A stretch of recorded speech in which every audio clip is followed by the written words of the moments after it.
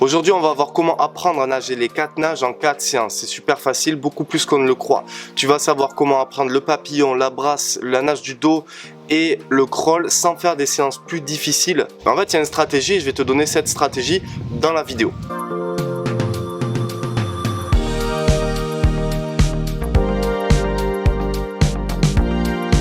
Donne des conseils régulièrement sur la natation, la motivation, le sport, l'eau libre, etc. Même le triathlon. Du coup, tu peux t'abonner si ça te plaît. Tu peux t'abonner si tu veux voir toutes les prochaines vidéos. N'hésite pas à noter un petit peu tous les astuces que je vais te mettre dans cette vidéo. Et à la fin de la vidéo, tu pourras me mettre en commentaire pour me dire ce que tu en penses.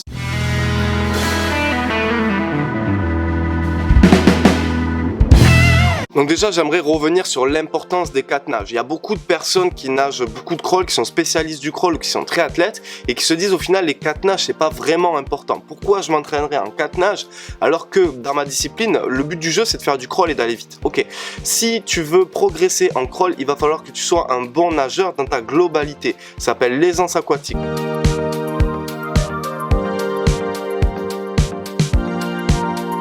L'aisance aquatique, ça veut dire tu dois être capable de maîtriser les 5 fondamentaux de la natation, respiration, entrée dans l'eau, flottaison, équilibre, propulsion, etc. Et tu dois être capable de maîtriser les 4 nages. Pourquoi? Parce que en maîtrisant le papillon, la brasse, le dos, tu vas avoir une meilleure amplitude de mouvement, tu vas avoir une meilleure liberté de mouvement tout simplement. Et quand tu vas retranscrire ça sur le crawl, tu auras un crawl beaucoup plus efficace.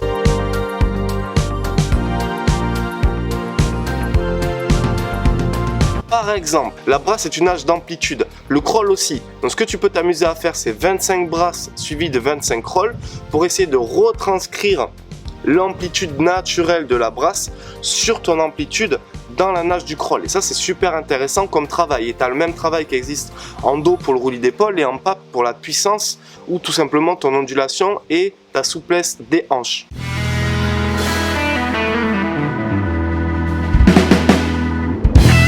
Maintenant, en fait, la stratégie, elle est très simple. Tu dois intégrer une nage par thème sur chacune de tes séances. Donc, on va partir sur tes 4 prochaines séances.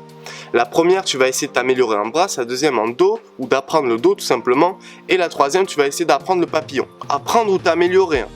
On est d'accord là-dessus. Donc, ce qu'il faut absolument faire, et la première étape, c'est d'intégrer un exercice de ton thème. Donc, par exemple, la brasse sur l'échauffement. Ok, donc à l'échauffement, tu vas intégrer par exemple 8 x 25 ciseaux de brasse. Là, tu fais ton beau ciseau de brasse et tu travailles ton ciseau de brasse. Au début, il ne sera pas parfait, après tu vas mieux positionner tes pieds, etc. Tu vois, puis après tu fais un deuxième exercice où tu vas faire par exemple bras et ciseaux. Tu vois, c'est un éducatif en brasse.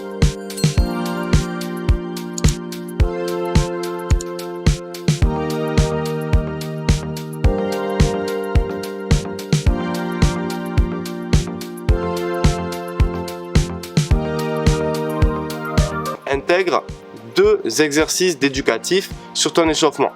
L'échauffement, c'est fait pour chauffer le corps, tu vois, pour te mettre en condition par rapport à ta série principale, etc. Donc même si tu as des objectifs, ce ne sera pas contre-productif de faire un échauffement ou par exemple de faire 4 x 25 brasses avec les plus longs coulées possibles, tu vois, par exemple. Peu importe. Il faut intégrer une de tes nages sur chacune de tes séances. Par exemple, le jour 1, tu intègres la brasse, le jour 2, le dos, le jour 3, le papillon et le jour 4, tu fais un full crawl, tu vois.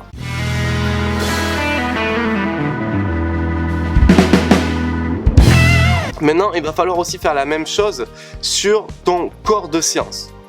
Un entraînement, ça se découpe de la façon suivante. Échauffement, corps de séance. Donc là, tu peux intégrer dès le début de ton corps de séance des exercices techniques et à la fin, tu as la récupération, les jeux. La partie ludique en fait, la récompense, qu'il ne faut surtout pas louper. Alors je vous déconseille de zapper cette partie, c'est peut-être la plus intéressante. Donc ton objectif sur le corps de séance, si tu as bien regardé la vidéo jusqu'à maintenant, le corps de séance c'est la deuxième partie, le gros de ta séance, c'est là où tu vas intégrer ta série principale. Par exemple, si tu es un spécialiste du 800 mètres crawl, tu vas intégrer un 16 x 100 mètres crawl, bien nager avec une bonne allure, une bonne moyenne chronométrique. Ça c'est une série de base.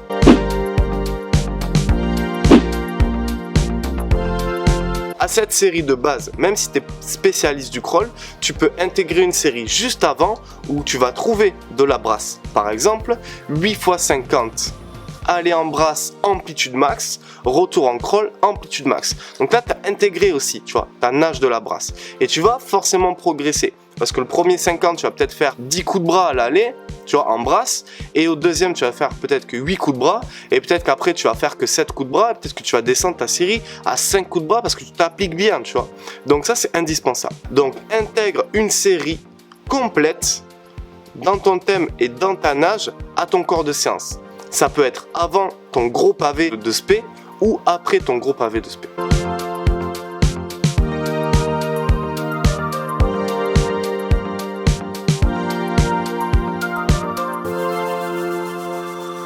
Tu vas y mettre de la technique ou un truc en nage complète ou tu vois.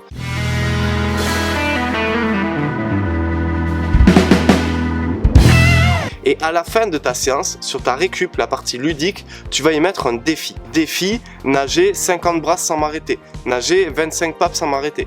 Défi, nager un 100 mètres 4 nages. Tu vois. Donc de cette manière, tu vas arriver à maîtriser les 4 nages beaucoup plus facilement. Par exemple, pour apprendre une nouvelle nage, par exemple le papillon.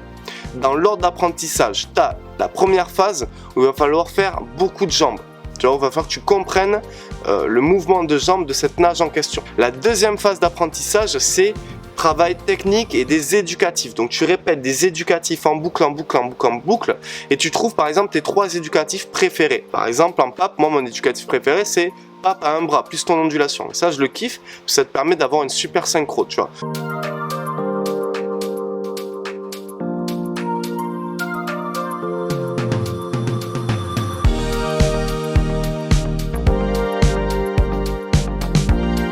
Tu trouves ton top 3 des éducatifs préférés et que tu trouves qu'ils te font le mieux avancer et tu les intègres à ton échauffement et ta série principale dans le corps de séance. Et à la fin, tu te fixes un défi, réaliser 25 mètres papillon, par exemple avec des palmes. Et c'est la meilleure méthode pour apprendre rapidement les 4 nages. Ça, c'est clair. En les intégrant parcimonie et par thème à chacune de tes séances. Donc en 4 séances, tu peux déjà peaufiner chacune de tes 4 nages, tu peux commencer l'apprentissage d'une de ces 4 nages, ou la brasse ou le dos, et tu répètes ça sur 1 semaine, 2 semaines, 3 semaines, sur toute une année, sur 2 saisons, etc. Tu vas voir que tu vas maîtriser totalement les 4 nages.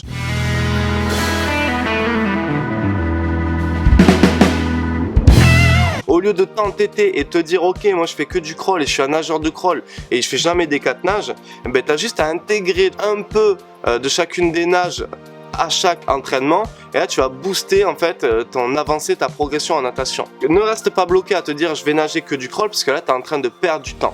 Si tu veux gagner du temps dès ta prochaine séance, tu fais comme on a dit, tu intègres une nage par séance.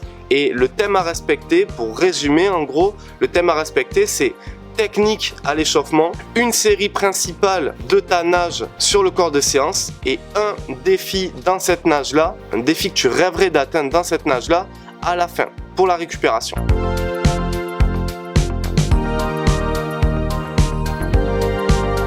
Là, je t'ai donné la stratégie globale. YouTube, c'est pas un format sur lequel on peut s'étendre, mais j'ouvrirai une série de nouvelles vidéos sur la technique fondamentale de chacune des nages avec des exercices bien spécifiques et des éducatifs bien spécifiques à une condition. La condition, c'est qu'on ait 500 pouces bleus sous cette vidéo. Donc 500 pouces bleus sous cette vidéo et on ouvre la série de vidéos technique dans chacune des nages. Vous me laisserez un peu réfléchir sur le titre ou alors vous pouvez me proposer des suggestions dans les commentaires et nous on avancera comme ça quoi en gros tout simplement. Si jamais tu veux nager le crawl sur des longues distances, sur 1500 mètres sans t'essouffler, sans t'épuiser, avec une bonne technique, de la grâce, de la fluidité etc.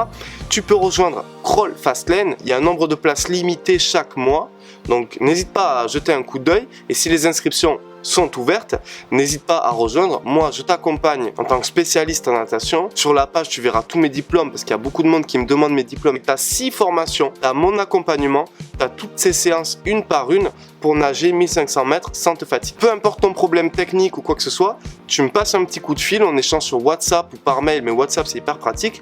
Tu m'envoies tes séances, tes vidéos, ce que tu comptes faire, etc.